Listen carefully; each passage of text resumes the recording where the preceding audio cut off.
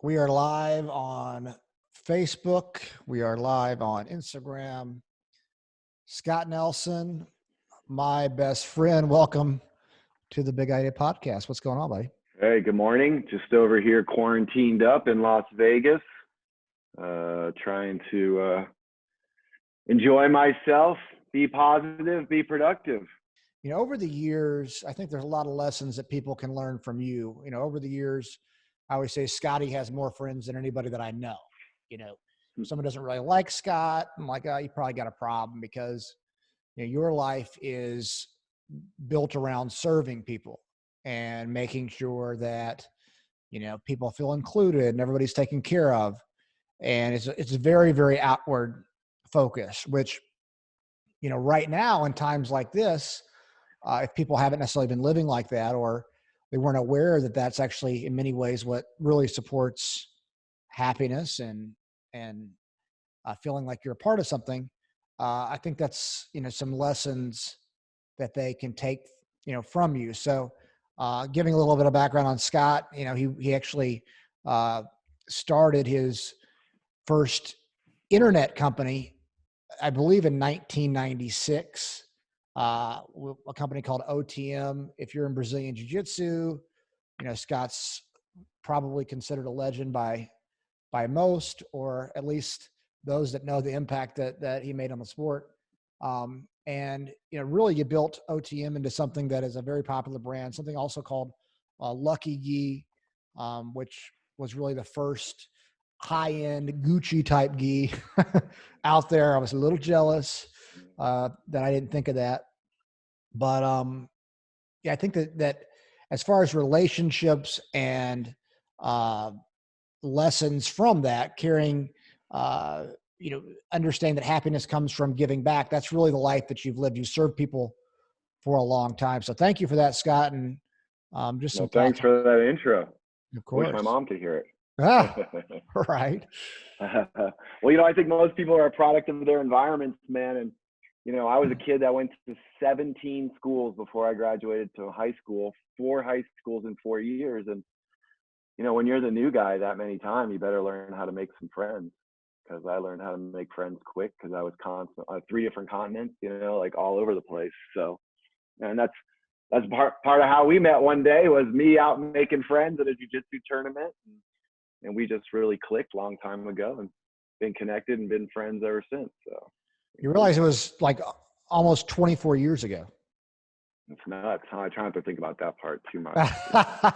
Been a long time. You were a young buck back then. I was already, on the other side. I don't know. You're still pretty young then. Still pretty young. Well, when I run in, how old were you? 16? I was 15, yeah.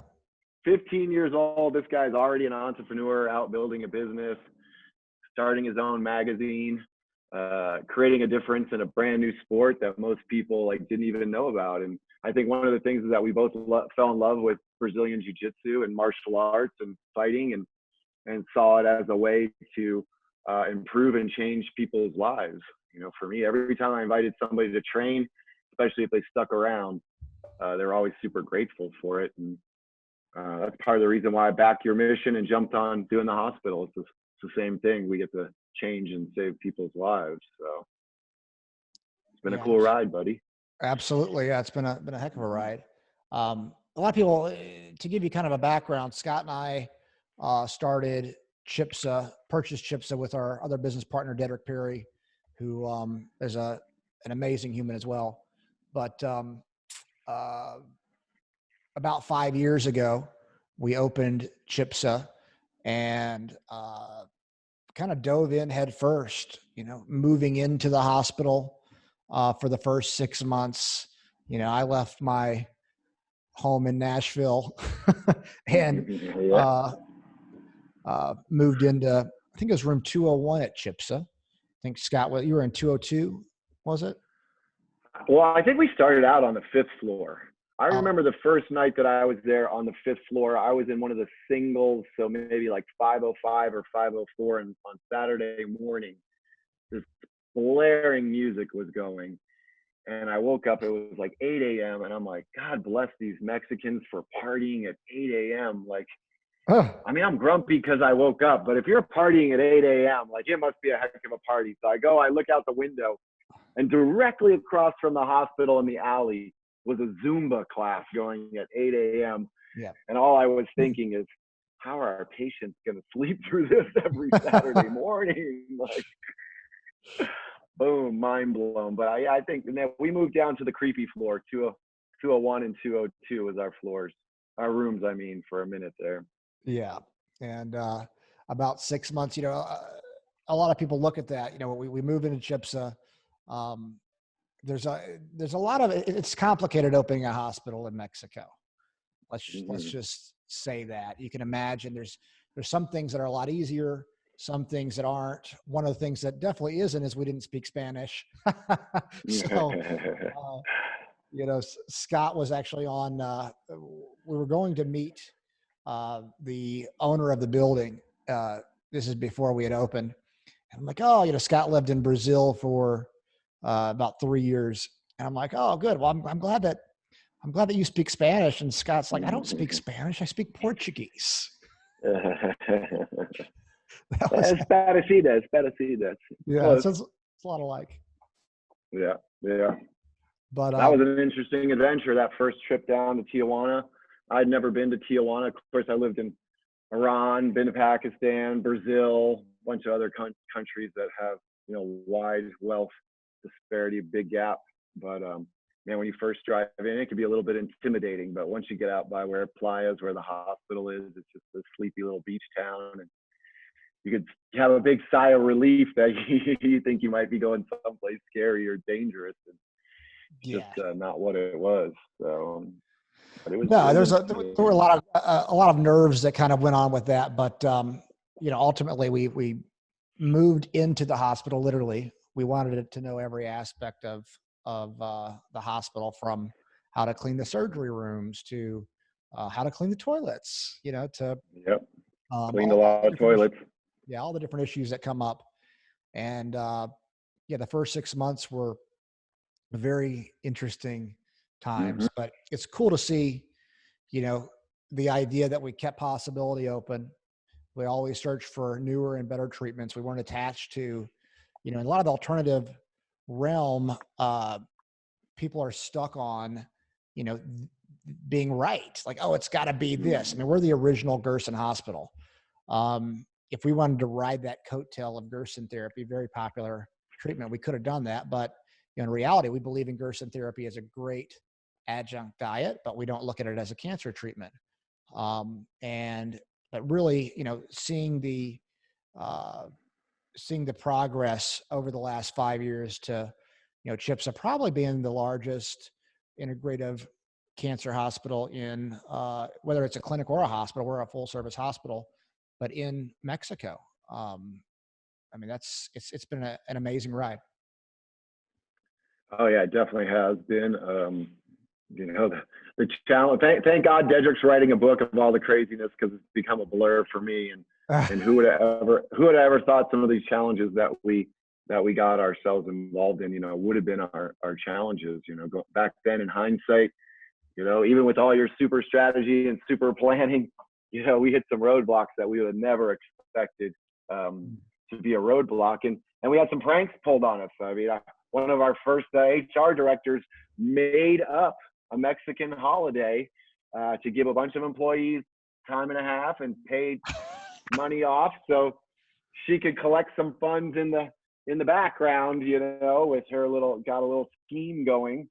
And how funny was it that one of the people that was mad at her because her math was wrong on what she would have owed as her kickback, exposed the whole thing. So, a little bad math, and you could lose your job and all your kickback. Yeah, that's just one. We've had a lot of things like that, but it's interesting. It's interesting to look at, because I've learned a ton. And, one of my biggest learnings is understanding the difference in cultures, and being accepting of that. A lot of people are like, oh, why aren't they doing it this way? Or, or another question, why do we do it this way? Mm-hmm. I mean, if you look at what I love about the Mexican culture is they're so family oriented, and when you really get to know them, it's amazing how high they hold their families, which we do in the United States, but it's in a different way. What would you say is really the difference between how we hold our families and Mexico does? I mean, I would say the biggest thing is just like, yeah, the family is such a core importance. And I don't I don't mean this in a bad way at all, but like, at least in my growing up, and maybe that was a little bit different, but I noticed is with my American friends is like, in America, we really push independence much more, right? Like I was dying to move out of my parents' house as fast as I could, and get Hmm. out there. And you don't see that really as much, my experience in Mexico, So the beautiful thing is that the family is like their highest important, and they make it a priority, which I think America has lost some of that. And I think it's been a huge, huge benefit for us with how they treat our patients. Hmm. You know, you hear it from the patients, you hear it from the staff. Chips the family, chips the family. Everybody feels like a family. We have a room called the family room, in our hospital, and so that that everybody just becomes, the patients become part of the supporters, the companions. Everybody becomes part of the family, that way. So I think in the healing environment, I think in the healthcare environment, that's missing, in America, and I feel like it's a huge, huge part of the CHIPSA culture, that we have built. One of my biggest experiences has also been learning to work in the culture. And I've worked in a lot of cultures. I've had businesses in China, I've had businesses in Taipei, Brazil, and Pakistan, and every one of them has a different culture. And people try to assume that Brazil is the same as Mexico. And we're experiencing this a little bit with the work we've been trying to do in Puerto Rico. So yeah, learning that culture, has been huge. How to play up the parts that are really working, and then learning how to teach, how for us to learn how our staff and their culture works, and then for us to be able to explain what we now call the why and because. Really having to explain to the staff why we do something, and if we do or don't do it, this is going to happen because of, has been a really powerful tool that I've actually been able to take and use, in the United States and other places, that why and because, and learning how to communicate on that level. Well, that's a great point, because the why and because, a lot of people don't realize this. Like, we expect as humans many times people to understand why. Yeah. They like just understand why we have the, quite frankly, interpretation of something that we have. We might consider it as fact, but in reality, it's just our interpretation. So this is our interpretation. Let us explain why, and then give the because, why and because. So Right. it is a good lesson to not just bring over from our experience with our employees in Mexico, but then bring it back to the United States, because we do a lot of assuming, I think, as people, and we just assume people understand why we are the way that we are. We assume people understand we're doing things a certain way because of whatever, but Mm-hmm. no, it's, you really need to explain it in business, and just in life too, to get a better understanding. I think that there's a lot of um, there can be friction in the world many times because we don't take the time to explain where we're coming from. So people naturally assume that we're coming from a different place. Right. Absolutely. And just think about now in these trying times, like if you're having problems communicating with somebody, put the why and because in effect. Imagine if the president, was using similar, techniques to explain and talk to people, with their, with what's going on, or if the media was doing more of it, anybody was using that, modality of communication that we have learned crosses cultural barriers. However, it just makes for good communication. When people really understand why you're doing this, and if it is or isn't done, or the because behind it, because is one of the most powerful words in the language. So it's been good stuff. I'm putting it to work.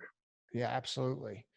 Right now, there's probably a lot of cancer patients watching from the CHIPSA Facebook Live. There's lots of people watching, just generally, and everybody is experiencing um, what's going on with the COVID. Whether we have a family or friend that has COVID-19, whether we're out of a job, whether we're um, keeping people employed, whether no matter what, it reminds me of cancer in the way as whenever we talk about cancer, pretty much everybody's been affected by cancer, whether you got a friend or a loved one um, or someone that you know. With this, everybody is affected by this in some way, and so it reminds me of that. Uh, but what would you say, going, experiencing this COVID thing right now? What would you say uh, to people who are unsure about how you're getting through it? People that are unsure. Well, I mean, one of the things that I really try to do is like reframe my mind around this. I told you this the other day, like, so I'm out here kind of in my vacation condo in Las Vegas. We've been living in Mexico and Puerto Rico for quite a while now. And so this used to be my escape pod. So I used to be happy to come here for a weekend alone, pay money to be here. And I caught myself being angry, having anxiety. And I caught it and I said, hey, Scott, like if COVID wasn't going on and someone told you could go home for 2 weeks or a month and just hang out in your condo then you'd have been excited. You'd have been happy about it. I had the same discussion with my friend about his kids yesterday. Like, hey, if somebody gave you a month off to spend with your kids, you wouldn't be complaining about them. You'd be really happy about it. So, a big part of what I've been doing with everybody I talk to is like, hey, like, what's the other way we can look at this? How can we reframe it? And reframing that for myself and going back to it has been super powerful for me. Of course, I have my good days and my bad days, just like everybody. And I'm wondering when this is gonna, end. Although I do feel like part of this is going to be the new normal. Some things are just not going to change back to where they were. But I think the most powerful part has just really been like, hey, let's take a step back. Things could be way worse, and look at, what are the blessings, the benefits of being able to be here. What can I do? What can I focus on? That's really good. And you're good at reframing those type of things. I know, a lot of people are calling you. I've had people call me as well with a lot of fear, Oh my gosh, yes. I mean, it's just, I feel bad. I was saying the other day, I underestimated the power of fear. I Oh, me too. grossly underestimated it. People are really afraid of Hmm. dying of this. Um, and when this was going on for me, or rather when this was going on in the beginning for me, uh, I was not so worried about the virus. I was more worried about the impact, the economic impact that it had. Hmm. And people, uh, I didn't give them the why and because initially. Like, oh, you're just worried about money. Like, no, no, no. Money. Yeah. No. But the why and because, why and Right. because, Right. more people that are out of jobs as unemployment goes up, more people die. Some statistics show Hmm. it's every 1% is 4,000 or 4,500 people die. Every 1% of unemployment is 4,000 to 4,500 people dying. So, you get up to 27, 30% unemployment, you're looking at over 100,000 people dying of the unemployment. So it's really that thought, thinking about um, some of the suffering that might go on or those type of things. I didn't explain the why or because, and I did not, I grossly underestimated the power of fear, how much the fear of dying would be running people's lives. I mean, Mm. there are people who are not in a demographic that are likely to pass away from this that are really afraid of dying. Yeah, I've Very, seen it every day. It's crazy. yeah, and it's just like, wow.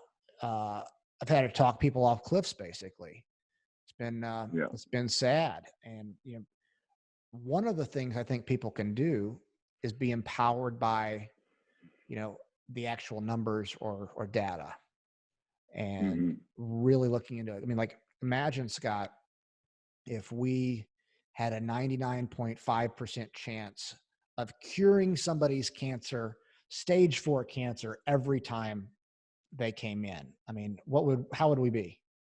I mean, wow. Talk about wow, like to go 90 something percent from like in the single digit percentages, like I'd sure rather take that bet, Yeah. for And, sure. and so, but it's interesting how things can get flipped and, people can really worry about these things.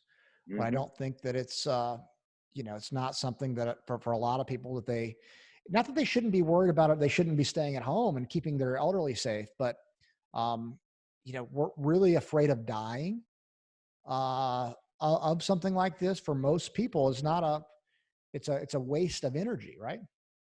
Right. I mean, it's almost like giving someone a false cancer diagnosis. And we know this, so for those of you that don't know about our hospital, one of the things that we implemented is a power of the mind class. So 3 days a week, our patients, work on getting coached to use their mind as a tool and stay focused on the positive and the good things. Sarah and Lola teach that class over there, and they do an amazing, job with it. A lot of it is based off of the stuff that we learned at Choice Center from Robin Williams, who I know you're going to interview maybe later this week. And that power of the mind thing being put into there is just so powerful, and it's a lot of like that reframing. So I got a call yesterday from a friend whose sister currently has cancer, a nasal cancer, and it started to bleed the last few days. And her doctor just told her she can't come in, she should go to the emergency room. And they're absolutely scared to death to go anywhere near an emergency room. And so, just like you, people are calling me for advice. Luckily for us, we have 23, 25 doctors that we're still paying on staff that are supporting cancer patients and other patients all over the world for no fee. So she's going to get to talk to Dr. Pisano today. But so many people don't have any type of way to reach out, and they're not used to this. I think that for us, we've been, imagine you were told that you had cancer and you didn't really have cancer. And I feel like it's a lot of the same thing going on right now with people that they're just so scared, and they don't have cancer. Their actual chance of catching this is probably low. Their chance of dying from it, way lower. Is there one? But if people were this scared about getting into a car accident or some of the other things that they have a higher probability of something happening to them. So yeah, I don't understand it. I don't understand why all the fear. I don't like it. Yeah, I don't either. I underestimated it big time. And it's been like, I've been in that question. I was just talking to Dominic Cruz in the interview and talking about being in the question constantly. I've been being in the question, like, why are they afraid? What are they really afraid? I can see, like, I'm concerned for my parents who are older. I can see that one. Mm-hmm. But if you're not in those demographics specifically, personally, why are we letting fear eat us up? And the only thing that I can really think of is because, well, first of all, they don't know any better. I mean, they see the Mm-hmm. headlines. I mean, I haven't watched the news now in probably 3 or 4 weeks, but the headlines are brutal. I mean, they're Yeah. really brutal. So, I mean, it's Well, a I mean, you're a high level copywriter, like you have very high level copywriting, marketing skills. And, what comes with that high level is you can clearly see the persuasion, to put it politely, right? That's going on. Some people will call it clickbait manipulation that's going on with the headlines. And it's definitely, fanning the flames of the fear. oh, I feel very hard in most cases. well, it's reached the point of insanity because they're fanning the flames of hysteria. But Hmm. they better start. Like, I was having a conversation with the head of the Nashville Coronavirus Task Force, and he's a head of the trauma surgery at Vanderbilt, great guy. And I said, look, if you're telling me that you had to, like not him, but like that there had to be fear to get people to act, cool. Everybody's afraid now. Like you got everybody really afraid now. You Let's did it. walk it back a little bit, because Mm-hmm. people are killing themselves, dealing with depression, addiction. We got to bring it back. I mean, this is to a point that it truly is. It's gotten to the point of insanity. I mean, you're going to start, even look at the social distancing thing. You're going to have people like that start telling on others, like, oh, look, he's not social distancing correctly, or they're not doing. It's like, Right. where does that even come from? I've seen some governors or mayors, actually, let's say government officials, I'm not sure who, that say, oh, Mm-hmm. make sure you tell on people if they're not social distancing properly. And like, come on. I mean, this was interesting. We were talking to our employee from Russia, and she said, yeah, they used to do that in the Soviet Union. Families would tell on each other, neighbors would tell on each other. It was a police state. Do we really want to get to that point? I mean, to me, we've got to make a decision. We can take the data in, and here's what the data pretty much says. Depending on the study that you're looking at, you're going to have between a 0.1 and a 0.7% mortality rate. The Lancet had one that was saying 0.7%. Oxford's was 0.1 to 0.26%. I believe Lancet was 0.67% was the max, actually. But whenever I talked to the head of the coronavirus task force in Nashville, he acknowledged that the mortality rate was going to be lower than 1% and much lower than 1% for younger people, in, let's say, demographics between 18 and 40. So the mortality is not that high with this overall. Mm-hmm. Even if you're old, 80 plus years old with pre-existing conditions, you still have an 85 to 90% chance of living, 8.5 to 9 times out of 10. I mean, think about that.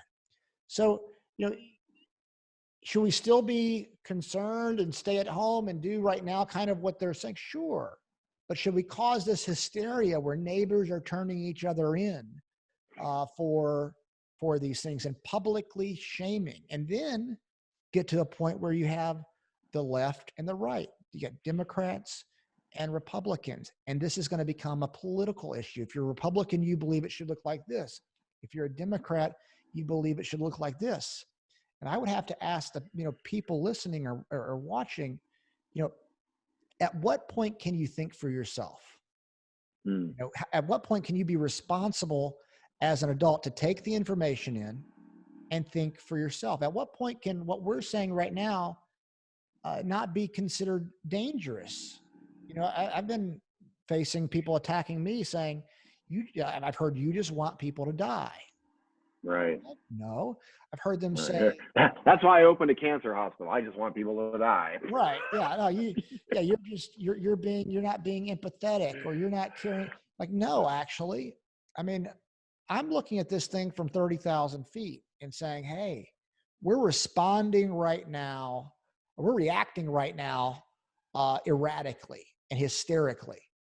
It's better if we actually respond, take the information and realize the demographics that it's not that dangerous for, realize the demographics that it is dangerous for, protect the people that we can in the demographics where it's dangerous for, encourage everyone to be responsible, and go out and do the best that we can moving forward, acknowledging that things you talk about, things have changed. Absolutely. That's my biggest concern, is that the unemployment that this thing causes is going to cause much more death than the actual coronavirus. And so I just think that I would encourage people to really take all this information in and respond in a responsible way, rather than reacting in a hysterical way. I agree. This is everything's a chance, right? So this could have been used as a chance to teach people to be more responsible, less of victims, and create change in a different way. But it's happened the way that it's happened, and all we can do. I mean, I feel like there's too much two-party fighting and too much politics going on. I know I told you my canoe, my canoe analogy seems to really hit with most people. And is this, if you've ever paddled in a canoe and you got people paddling on one side and you got people paddling on the other side, if the leader's saying go in this direction and half the team is paddling in one direction and half the crew is paddling in the other direction, you just go in circles, right? We're not going to get anywhere. So some people might disagree in the direction this country is going in. I don't know if it's going in the right or wrong one. I can't see far into the future, but I do know that if we keep trying to go nowhere and spinning our wheels and people just try to fight things for the sake of fighting them for politics, no one's gonna win at all. So it's unfortunate. Yeah, no, yeah, no one's going to win if we make it a politicized issue. Um, and that's been one of the frustrating things, I think. And I think that, I hope that people can just be aware of what's happening with that, of the divide that is being created by the media, by the politicians, and, just by what we're seeing. And we can think for Mm-hmm. ourselves. We don't necessarily need others to think for us. We can be empowered with the information. I mean, let's just, for anybody that's out there and has been afraid of dying, that's in the, let's say, 18 to 40 demographic, no pre-existing conditions. If you can really look at the data and realize that you're largely not, I mean, overwhelmingly going to be fine with this, not going to die from this, and you're choosing to just be afraid, you got to ask yourself, why are you choosing that? Mm-hmm. Or if you're choosing to be empowered, what else opens up for you by choosing to be empowered with information? Who else can you serve? Are you being Right. inward focused and looking at, oh my gosh, I'm going to die, which is largely false? Or are you being outward focused, helping people by spreading a message that is based off of, actual data and numbers? And, I do look at that and think, okay, how are people choosing to look at this? Glass half empty, glass half full. You think about, for the business owners, Scott, um, the faster business owners learn that things have changed and aren't going to be the same, and start to adapt, the better chance people have. My next concern, how people say you should live in the present. I agree in the idea, and I try to be present, but I also very much look look to the future. It's just kind of how my brain works. And my concern is people don't really see what is coming, or the possible scenarios. So for like business people, lay out the different scenarios that you have right now. Like, this could happen, this could happen, this could happen, this can happen. For me, I've got like 5 to 7 things that I see that could happen per se, and there's probably a lot more. But start planning for those. One plan is things don't open up until, I mean, one could be a rolling 18-month start and stop. That Mm-hmm. could be happening. What are you going to do if you have a rolling 18-month start and stop, where they open it up and they close it back down? They open it up and they close it back down. How is your business going to be able to survive that? The next one would be, okay, if they don't open till June, how much money do you really need to survive that, with keeping your employees or keeping your bills paid and those type of things? One is, if they open back up and people start dying of the coronavirus, how are you going to respond to that with your business? There's a lot of different scenarios, but looking into the future is what can happen. If the real estate market collapses, what do we do with that? How do we learn from what happened in 2008? I mean, us, Scott, like the first day that this was going down, we were on the phone with all of our creditors, everybody, and like, hey, this is what's happening. This is what we need, making the deals immediately. So about 2 to 3 weeks later, people started kind of catching on. We were already done. Mm-hmm. We're like, Yeah. we'd already worked out deals with everybody, because that's what you got to do. But how are you going to make these deals, for May or June?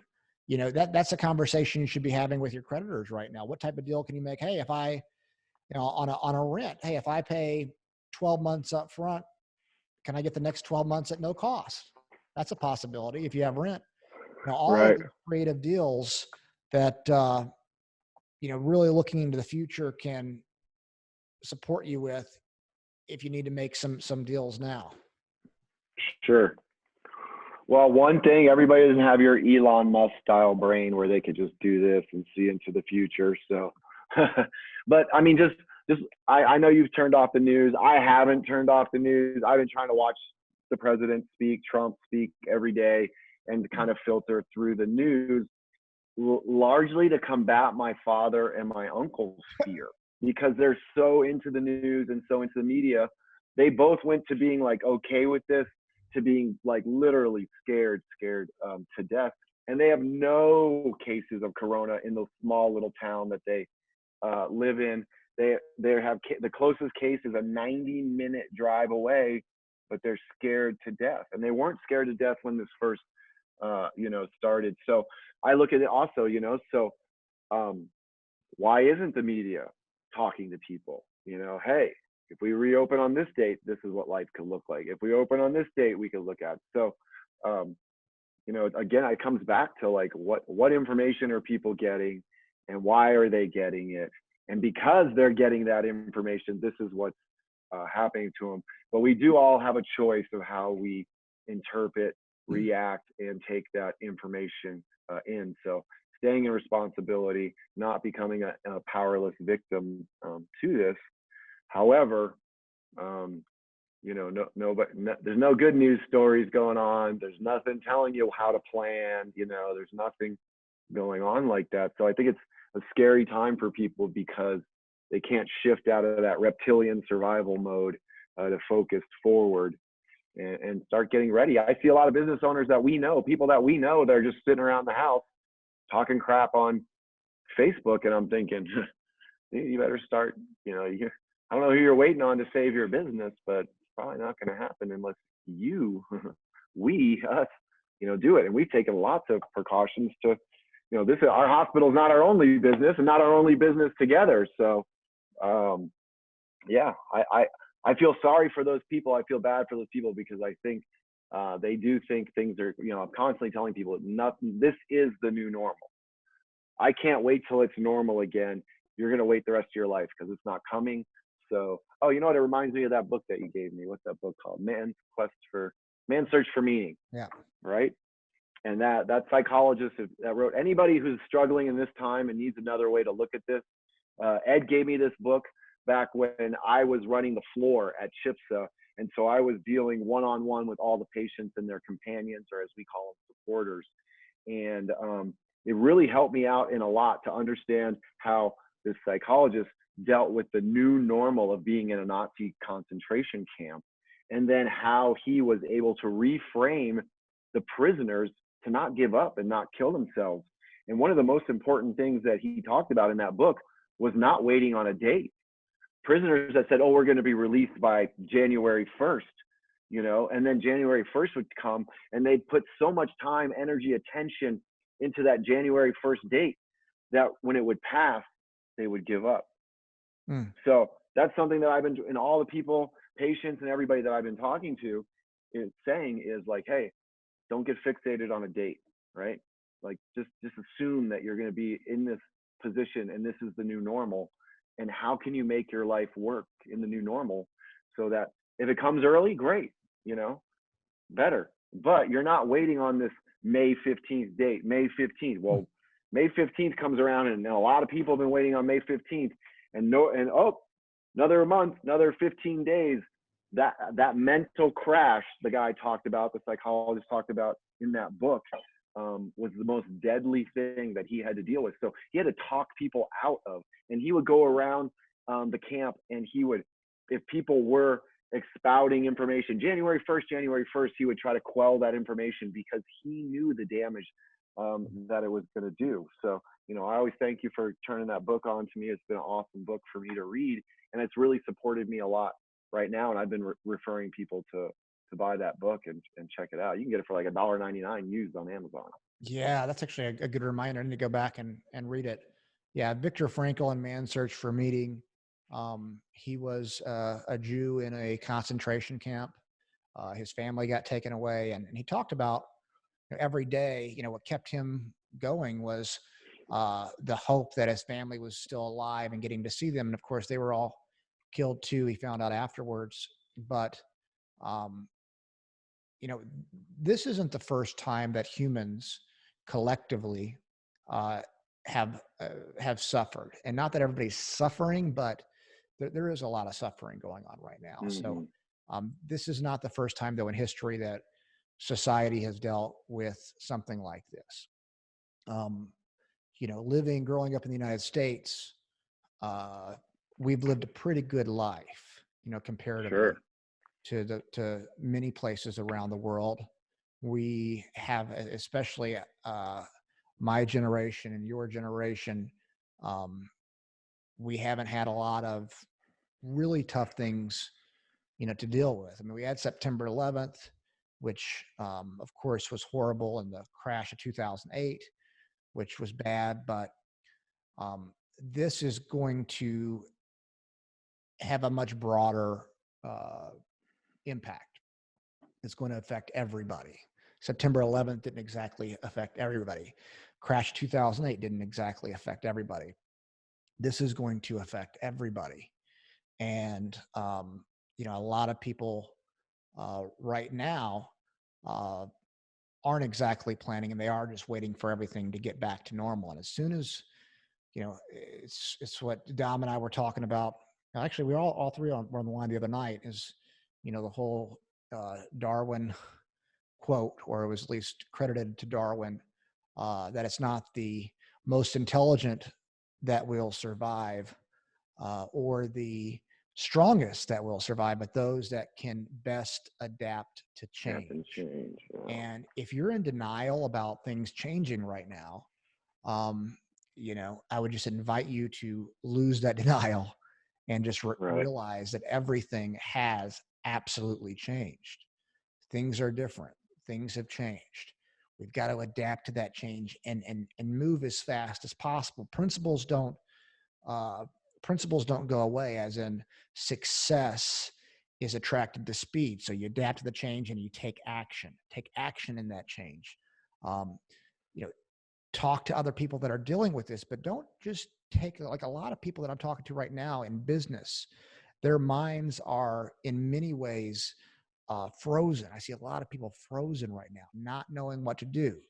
And it's okay to not know what to do, but look at taking action. The one thing, I wasn't doing a lot of interviews. I'm like, no, you know what?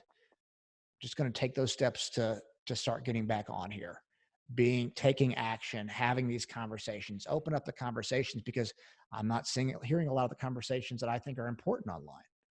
There's Yeah. a lot of divisiveness. So how do we take action, though, in making a difference, and how do we adapt, to that change?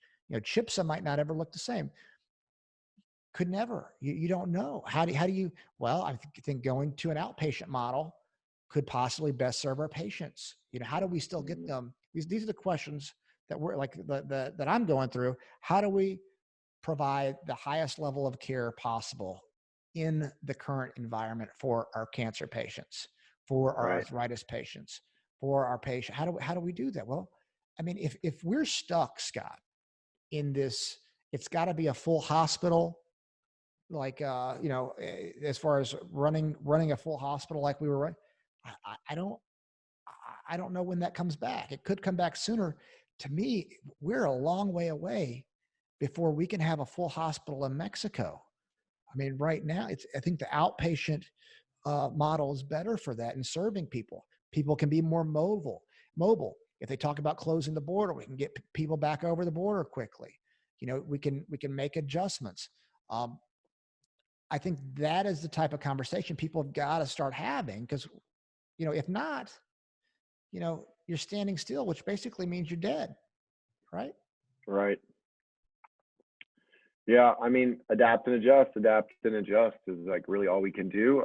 For us, you know, I'd love to reopen the hospital as soon as possible. I know we have lots of people waiting to come right now, and we gotta have to see what happens in Mexico as well. So not only do we need things to uh, figure themselves out here in the United States, but also Mexico needs to figure out what's going on over there. And I wish I had a lot clearer picture of what's going on over there, but it's really tough to say even what's going on. Well, and you think about like, for people that are looking at businesses like this, you got a hospital, you have medical supplies that you got to make sure you have. Got to make sure the Hmm. supply chain's open for that. It's not so strong right now in Mexico, so Anywhere. yeah, no, not anywhere. Absolutely. It's Yeah. not strong anywhere. Um, Yeah. as far as what we're dealing in Mexico though, food supply, getting Right. organic food is very important for us. Got to make Hmm. sure that our supply chain, hangs in there. That's kind of up in the air. The border going. So these are all things that if we don't at least acknowledge them, we can't make adjustments to make sure that those things are taken care of. And there's a lot of other businesses out there as well right now that are facing similar issues with opening back up. I mean, look at the wedding business. Another good Hmm. example, the event business. All the Yep. people that are in these businesses, everything is completely dried up. And when are they going to be really allowing, or are people going to feel comfortable with mass gatherings above 50 Hmm. people? So it's not just, the government doesn't just need to open back up, or it doesn't just need to allow things to open back up. People have to feel comfortable. You got to have consumer confidence. And there's a lot of fear out there. So, how are we going to adjust with what's going on? And these are the type of questions that I really think, everybody should be asking. Hmm. Yep. Be in that question. If you're not in that question right now, I feel like you're in the canoe that's just spinning. So yeah, you better pick a direction and start moving towards it, because if you don't, you're just going to end up sinking in the middle of the lake. Yeah. Yep. Well, we've got about 10 more minutes here. Let's talk about some of the other projects that you're working on right now. Um, what do you got going? You got Hidden Jiu-Jitsu with Henry. Yep. You're working on a footwork videos with Dom, right? Right. Yep. What Yep. else you got? Yeah. Those are kind of the two main projects right now, working on those. HiddenJujitsu.com has been a membership and online learning platform featuring Henry Akins, who's one of the best Brazilian Jiu-Jitsu black belts in the world. Got his black belt from the legendary Rickson Gracie, who was considered one of the best fighters in the world at one time. And that site's been around since 2014. We got over 5,000 members, and we just been keeping those people engaged, give them a lot of free content, and working on new content and new stuff for them, and how they can learn better at home to keep their skills. So we're both jiu-jitsu black belts, and jiu-jitsu is something that gets addicting. And so talking about people who are suffering, a lot of jiu-jitsu people and martial artists and workout people, CrossFitters, whoever it is, we are suffering right now. I've tried to start a mutiny almost at my condo to reopen the gym, which hasn't happened.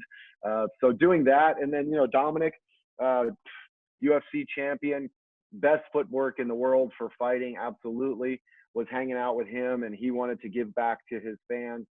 People are always asking him how he learns his footwork. So hopefully starting this week, we're going to have a new website up for him.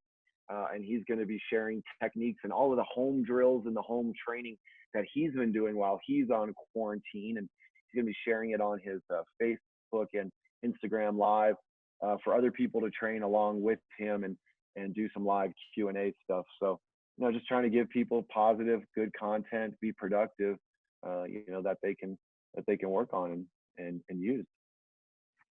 Now, that's good. And yeah, you think about all the Brazilian Jiu-Jitsu schools that you can't open your martial arts Mm-hmm. gym because of this going on.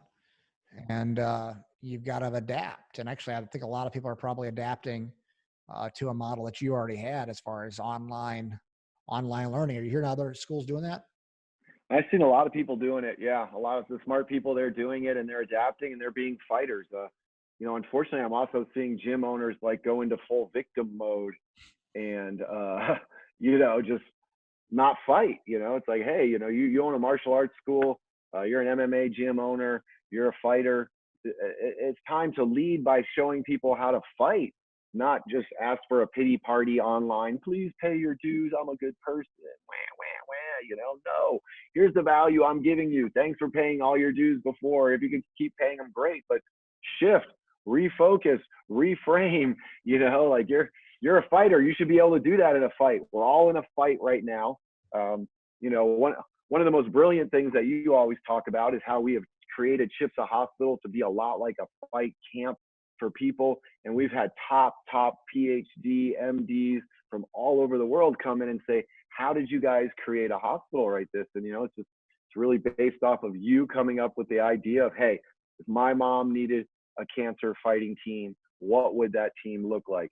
I would find the best of the best in whether it's alternative, immunotherapy, traditional oncologists, whatever it is. How do I get the best in everyone?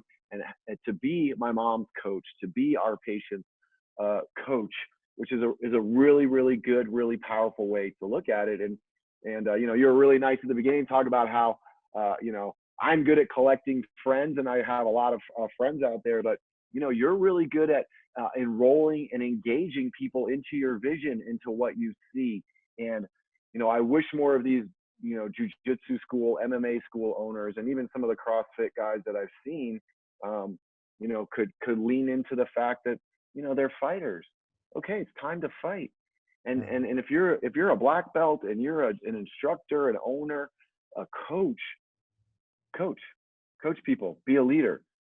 Don't beg, plead, give excuses, like this isn't the time. We need people to be strong, get out in front, and get good messaging out, which is why I love what you're doing with the podcast right now. Like, get this messaging out. There's so much bad messaging. There's so much cry, wow, doom, gloom, but like, this isn't the worst thing that's ever happened to the world. This might feel like the worst thing that's ever happened to me, but actually, honestly, like, I'm pretty good with it, man. I'm really, I think I told you the other day, I'm like, hey, I might miss this when it's all over, Yeah. So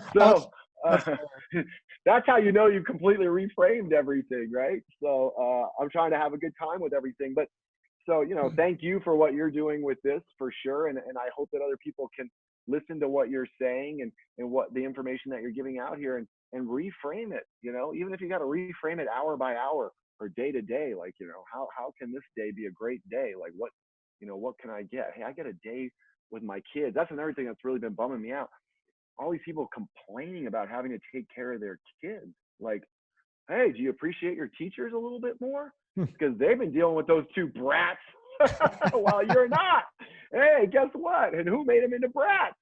You did, right? So I told my friend the other day, I said, look, man, I know how hard you work. And if someone came to you and said, go home and spend a month with your kids, it'd be the best day of your life. You'd be so excited about it. But now, because you didn't choose it, it's such a terrible thing, man. You're going to look back and say, God, I got to spend a month every day with my kids, like, that's a blessing. How are you looking at this? Like, why are you looking at it like, this is terrible, this is awful, I can't wait to get rid of them? Well, what'd you have them for? Like, I guess easier for me to say I don't have kids, but really it's just like, come on, everybody, like, especially the leaders in the community, lead from positivity.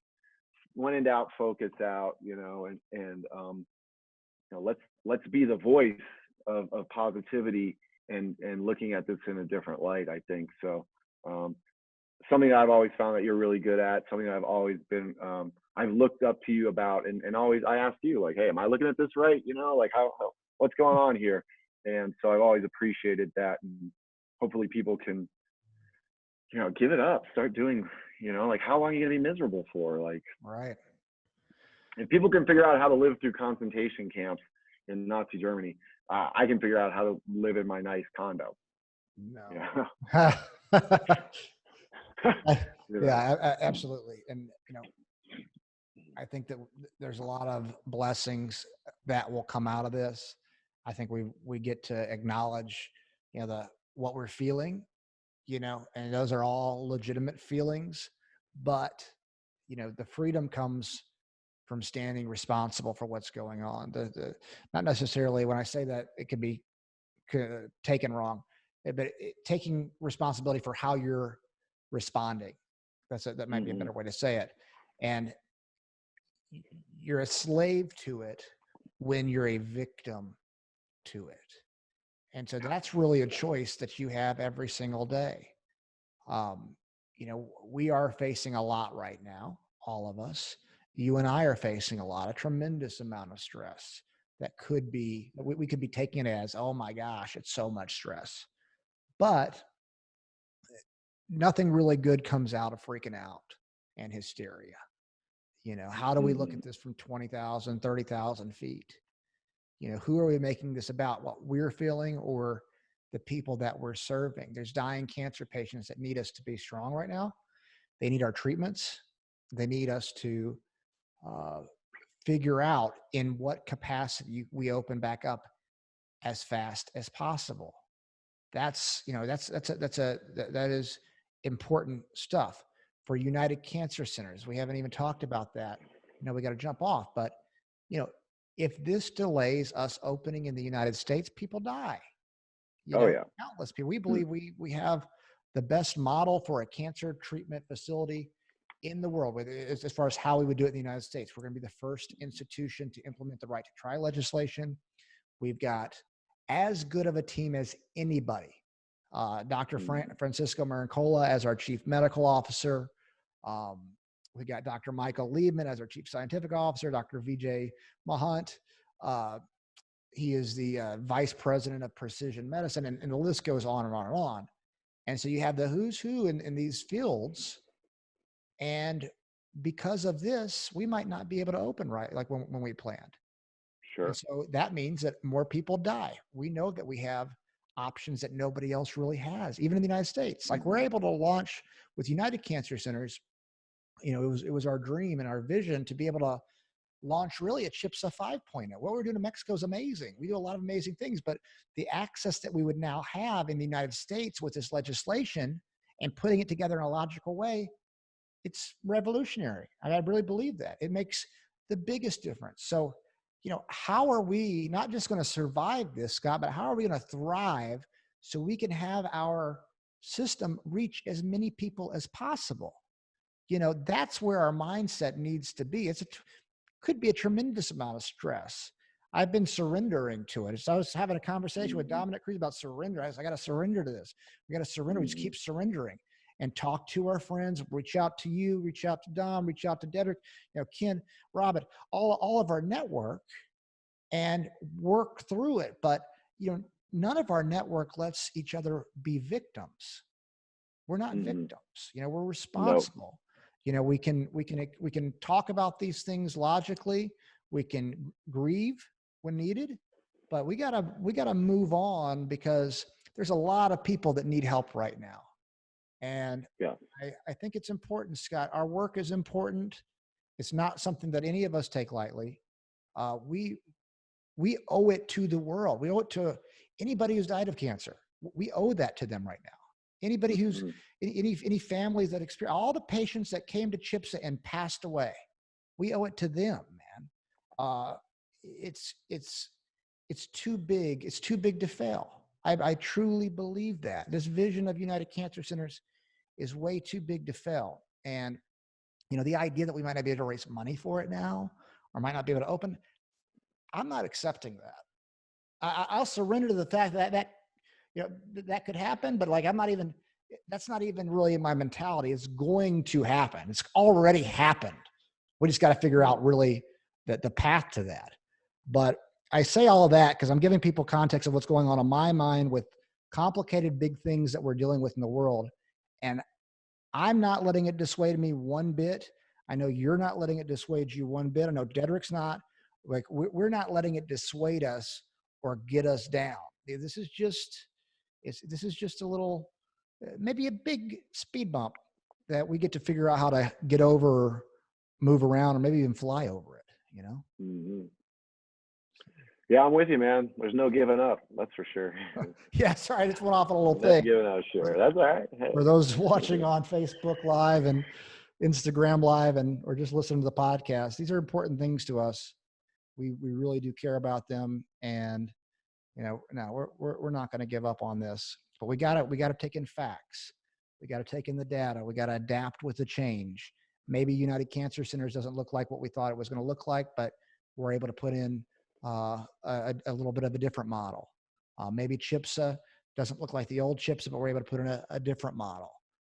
But it's going to be as good as it possibly could be with all of the circumstances that we're dealing with. It's going to be innovative, and it's going to be making a difference in patients' lives, which is obviously the most important thing to us. So, Scott, I know we got to go 100%. here. Thanks so much for coming on today. Yeah, I'd like buddy. to Good have to you see your on face. more. Let's have these conversations, open conversations, invite people to be a part of them, because I think it's important, and I think it makes a difference. And I think that your view on a lot of these things is, I mean, people go to you all the time for advice. And if you can share that with as many people as possible, it makes a difference. Well, thanks for that, and you too, and look forward to being on again. Scott Nelson on the Big Idea Podcast. Peace, brother. Take care.